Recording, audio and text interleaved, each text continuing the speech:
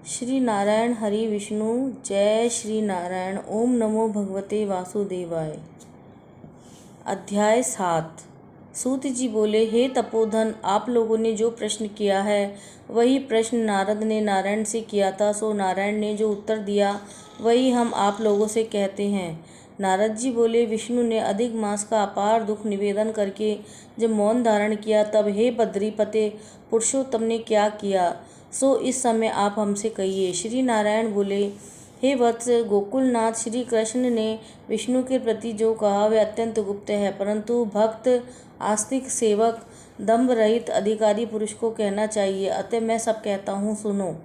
यह आख्यान सत्कीर्ति, पुण्य, यश, सुपुत्र का दाता, राजा को वश में करने वाला और दरिद्रता को नाश करने वाला एवं बड़े पुण्यों से सुनने को मिलता है। जिस प्रकार इसको सुने उसी प्रकार अनन्य भक्ति से सुने हुए कर्मों को करना भी चाहिए। श्री पुरुषोत्तम बोले, हे विष्णु, आपने बड़ा अच्छा किया जो मलमास को लेकर यहाँ आए। इससे आप लोक में कीर्ति पाएंगे। आपने जिसका उद्धार स्वीकार किया उसको हमने ही स्वीकार किया, ऐसा समझे। अतः इसको हम अपने समान सर्वोपरि करेंगे। गुणों से, कीर्ति के अनुभाव से, षड्वर्य से, पराक्रम से, भक्तों को वर देने से और भी जो मेरे गुण हैं उनसे मैं पुरुषोत्तम जैसे लोक में प्रसिद्ध हूँ, वैसे ही मलमास भी लोगों में पुरुषोत्तम करके प्रसिद्ध होगा। मेरे में जितने गुण हैं वे सब आज मैंने इसे दे दिए। पुरुषोत्तम जो मेरा नाम लोक तथा वेद में प्रसिद्ध है वह भी आपकी प्रसन्नता का अर्थ आज मैंने इसे दे दिया। हे मधुसूदन, आज से मैं इस अधिक मास का स्वामी हुआ। इसके पुरुषोत्तम इस नाम से सब जगत पवित्र होगा। मेरी समानता पाकर यह अधिक मास सब मासों का राजा होगा। यह अधिमास जगत पूज्य एवं जगत से वंदना करवाने के योग है। इसकी पूजा और व्रत जो करेंगे उनके दुख और दारिद्र्य का नाश होगा। चैत्र आदि सब मास सकाम है, इसको हमने निष्काम किया है। इसको हमने अपने समान समस्त प्राणियों को मोक्ष देने वाला बनाया है। जो प्राणी सकाम अथवा निष्काम होकर अधिक मास का पूजन करेगा वे अपने सब कर्मों को भस्म करके निश्चय ही मुझको प्राप्त होगा।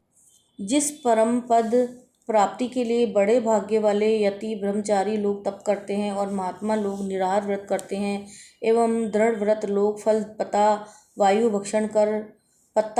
भक्षण कर रहते हैं और काम क्रोध रहित जितेंद्रिय रहते हैं, वे और वर्षा काल के में मैदान में रहने वाले, जाड़े में शीत गर्मी धूप सहन करने वाले, मेरे पद के लिए यत्न करते रहते हैं। हे गरुड़ ध्वज, जब भी मेरे अव्यय परम पद को नहीं प्राप्त होते हैं, परंतु पुरुषोत्तम के भक्त एक मास के व्रत से बिना परिश्रम जरा मृत्यु रहित उस परम पद को पाते हैं। यह अधिक मास व्रत संपूर्ण साधनों में श्रेष्ठ साधन है और समस्त कामनाओं के फल की सिद्धि को देने वाला है। अतः इस पुरुषोत्तम मास का व्रत सबको करना चाहिए।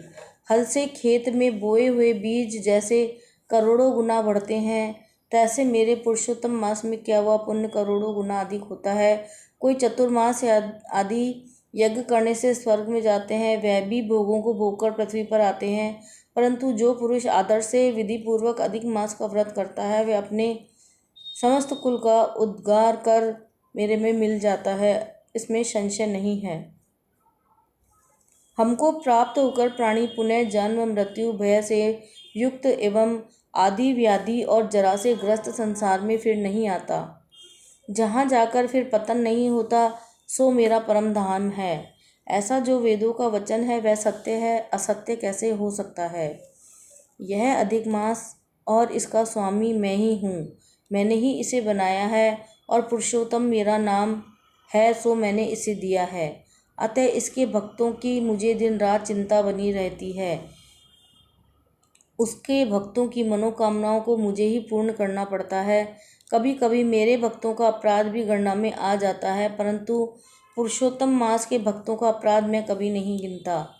हे विष्णु, मेरे भक्तों की आराधना करना मुझे प्रिय है। मेरे भक्तों की कामना पूर्ण करने में मुझे कभी देर भी हो जाती है, किंतु मेरे पास मास के जो भक्त हैं उनकी कामना पूर्ण करने में मुझे कभी भी विलम्ब नहीं होता है। मेरे मास के जो भक्त हैं वे मेरे अत्यंत प्रिय हैं। जो मनुष्य इस अधिक मास में जप दान नहीं करते वे महामूर्ख हैं, और जो पुण्य रहित कर्म रहित प्राणी स्नान भी नहीं करते वे देवता तीर्थ ध्वजों से द्वेष करते हैं। वे दुष्ट अभागी और दूसरों के भाग्य से जीवन चलने वाले होते हैं। जिस प्रकार खरगोश के सींग कदापि नहीं होते, वैसे ही अधिक मास में स्नान आदि न करने वाले को स्वप्न में भी सुख प्राप्त नहीं होता। जो मूर्ख मेरे प्रिय मलमास का निरादर करते हैं और मलमास में धर्माचरण नहीं करते हैं वे सर्वदा नरकगामी होते हैं। प्रति तीसरे वर्ष पुरुषोत्तम मास प्राप्त होने पर जो प्राणी धर्म नहीं करते वे कुंभीपाक नरक में गिरते हैं और इस लोक में दुख रूप अग्नि में बैठे स्त्री पुत्र पौत्र आदि से उत्पन्न बड़े भारी दुखों को भोगते हैं। जिन प्राणियों को यह मेरा पुण्यतम पुरुषोत्तम मास अज्ञान से व्यतीत हो जाए वे प्राणी कैसे सुखों को भोग सकते हैं। जो भाग्यशालिनी स्त्रियां सौभाग्य और पुत्र सुख चाहने की इच्छा से अधिक मास में स्नान दान पूजन आदि करती हैं उन्हें सौभाग्य संपूर्ण संपत्ति और पुत्र आदि यह अधिक मास देता है। जिनका यह मेरे नाम वाला पुरुषोत्तम मास दान आदि से रहित बीत जाता है उनके अनुकूल नहीं रहता और न ही उन्हें पति सुख प्राप्त होता है। भाई पुत्र धनों का सुख तो उसे स्वप्न में भी दुर्लभ है। अतः विशेष करके सब प्राणियों को अधिक मास में पूजन स्नान पूजा जप तप आदि और विशेष करके शक्ति के अनुसार दान अवश्य करना कर्तव्य है। जो मनुष्य इस पुरुषोत्तम मास में भक्ति पूर्वक मेरा पूजन करते हैं वे धन पुत्र और अनेक सुखों को भोगकर पुनः गोलोक के वासी होते हैं। मेरी आज्ञा से सब जन मेरे अधिमास का पूजन करेंगे।